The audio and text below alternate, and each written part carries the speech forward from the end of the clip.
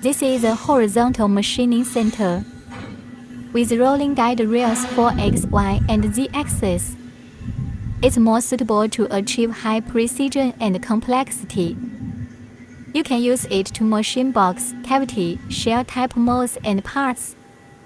For drilling, milling, countersinking, reaming, boring, tapping, and more. High quality material,